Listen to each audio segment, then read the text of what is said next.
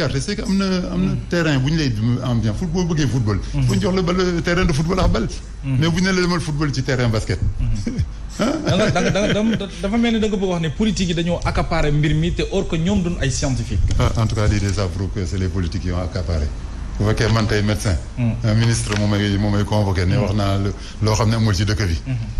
te mu ngi nii est-ce que xaaroon nga ko. est-ce que xaaroon nga bi ngay def ces révélations. non c'est pas des révélations quand même mais peut-être ces informations là alors révélation pour certains docteurs puisque nag am na ñoo xamante ne xamuñu ko woo. même si vous n'êtes man peut-être. yoo xamuloo kër sëriñ.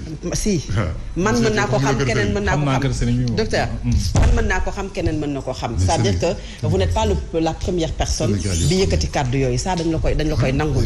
loolu dañ lay nangul ne du yow kese yow yaa ko wax. am na ñu wax ci CTE yu ñu tëj muy ministre bi. am na ñoo xam ne dañuy wax ci li nga xam ne moo jëm ci garab yi muy taskatu xibaar boobu ngay wax. que ça soit clair. ministre bi li mu wax mooy CTE yi tëj.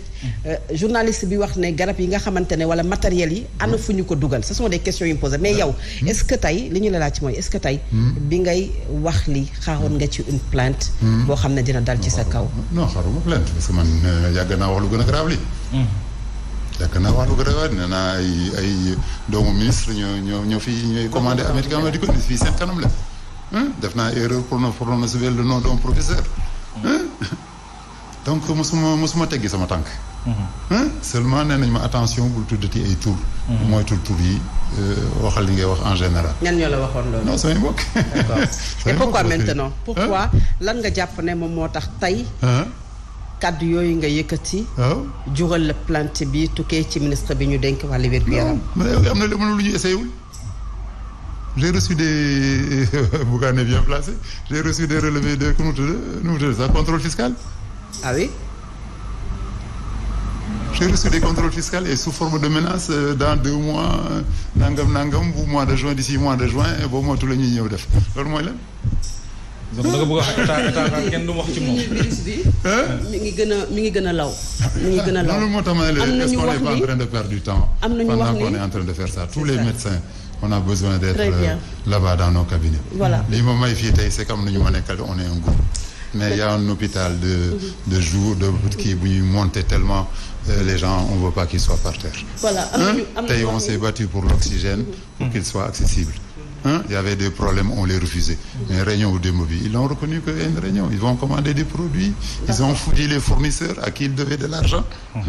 qu'ils vont payer et ces fournisseurs vont leur donner l'oxygène gratuitement est-ce que ce président mooy intervenir bon heureusement qu'on a quelqu'un qui écoute quelque part toutes ces polémiques là. parce que am na décision yu génn man sans problème avec l'État xëy na ma non del wax rek mais ne pense pas qu'on n'écoute pas. alors docteur par rapport ak chaîne de contamination bi ñu ngi wax ni rompre ñu ko am nañu gis ni CTE yi nga xamante ne ni moom la ñu def ci biir hôpital yi. dafa yokk propagation virus bi. est-ce que loolu waxu profane la wala effectivement loolu mën na yokk propagation virus bi. non parce que bu yokkoon propagation virus bi médecin ñoo ci am problème. parce que booy dugal malade dans un CTE. il y a d'abord des conditions physiques et il y a des conditions vestimentaires que ñi fay liggéey war a am bon léegi nag c'est vrai que ni ñu ragale woon feebar bi yaa gis ko feebar jël taxi tranquillement toog ci taxi bi dem doxi soxla alors qu'au début dañu daan wax toogal seen kër le SAMU national va venir vous chercher bon foofu aussi il y a eu la stigmatisation les gens ont refusé que les trucs viennent. Tout à fait. Mais au moins il y a des gens qui prennent leur téléphone discrètement nous appeler et on leur mettait sous couverture transporter leen tranquillement dans un hôpital mais léegi da ngay gis kuy def scanner day dem scanner tranquillement di mu sol lay sol c'est à la limite bu solee masque. mais léegi am na si yenn département yoo xam ne nii ñu ngi ci biir hôpitaux yi pratiquement dañuy dégg population bi di jàmbat ni fajatuñu priorité bi corona la ñu ko def maintenant et les autres pathologies. doo mën a créer benn maternité tëjuñu. mais en fait dañuy dem ni wax ni. non si ñun problème bi ñu am Covid bi la ñu gën a privilégié. c'est des fois les malades même qui disent que dañu ragal hôpital. et ils ne veulent pas venir. D'accord maa ngi nii di renouveler ordonnance sama benn xarit nee na mënul ñëw hôpital nañu ko war a defar par téléphone donc pour te dire qu'il y a des exemples typiques comme ça des gens qui veulent plus aller à l'hôpital. alors ci wàllu vaccin bi déggoon nañ la dès le départ. nga amoon ci benn position. ndax position boobu nga taxawoon ba tey wala changé nga. ba léegi vacciné wu ma. ba léegi vacciné wu. ba léegi da nga dégg naa lu grave. assurance yi nee nañu képp ku vacciné tu as un essai thérapeutique. ah oui alors loolu yow. un essai thérapeutique. loolu yow nan nga ko gisee le fait que aujourd'hui yenn entreprise yi wax ni ku vacciné wul doo fa liggéey. mais moo tax débat baa ngi koy wax en wolof débat baa ngi xaw ma lan débat bi yëg na politiquement. En France, c'est passé jusqu'à l'Assemblée nationale. Il y a des histoires. Au Sénat, il y a eu des histoires. Absolument. Il y a eu des marches. Mais à Sénégal, il y a deux sociétés qui veulent le faire. Les syndicats sont levés. léegi boo déggee par exemple ay nit wax ni bu ñu la déggee boobu ba tey ak li nga wax léegi vacciné woo c'est quoi le problème? Non, la nature d'un vaccin, technologiquement, on peut le produire maintenant en 3 mois. Mais période bi ñu koy dugal sa yaram. ndax li muy def sa yaram wax li mu nar a def si yaramu Dimet ak yaramu Diop ak sama yaram du benn. kooku il faut 10 ans ñu jël ay volontaires. mooy li ma leen wax. des gens qui sont en essai thérapeutique de façon volontaire. nga dem nga bindu nga ne man dama bëgg a bind dimbale l'humanité essayé leen ci man. donc mën na fekk. voilà parce que da ngay engagé wu am na société yu ñu lay fay sax. lii boo ko waxee sénégalais yi dem di vacciner wu en masse est-ce que duñu gën a réticent parce que aujourd'hui campagne bi du tey laa ko mos a wax oui mais d'accord mais docteur est-ce que lii. du tey laa ko mos a wax ba tey am na projet scientifique yu may jàppale. dafa xaw ma Lantiga xaw ma Santiga nu mu tudd sax un professeur unanime d'immunologie tey la wax ci rajo yi. tout à fait. Comment ça s'appelle? Il est à Fann. Voilà. le radio Rock. Maintenant soo dégloo par exemple. Maintenant nag un moment il y a l'enjeu national qui est là. Est-ce qu'il faut se taire? Bon et dire. Parce que maintenant est-ce qu'il faut se taire justement? Est-ce qu'il faut se taire au nom peut-être de la stabilité du pays wala apaiser peut-être askan wi est-ce que dañu war a noppi? léegi ñuy vacciné wu ñaata ñoo si feebar ñuy vacciné wu avec 2 vaccins ñaata ñoo attrapé le delta. bari na. voilà léegi 10 nag xaw ma boo ko jàppee doo am cas bu grave mais kan mooy dem di sa boobu tëddee si lal di nekk en intubation. ñu lay xool ndax cas grave wala léegi dañuy wax conscience professionnelle. waaw. nga war a def sa liggéey convenablement. ñu gis beneen situation bu taxaw. yow tamit nga war a dalal askan wi ci ñaar yooyu ban nga ci tànn. bu leen dalal ci fen lu sëriñ Tivaouane bi wax. wax dëgg. sëriñ Tivaouane lu ñu wax. nañu wax dëgg askan wi. d'accord et le résultat yi lii wu ñaata Sénégalais ñoo vacciné wu sur les 17 millions àgguñu 1 million.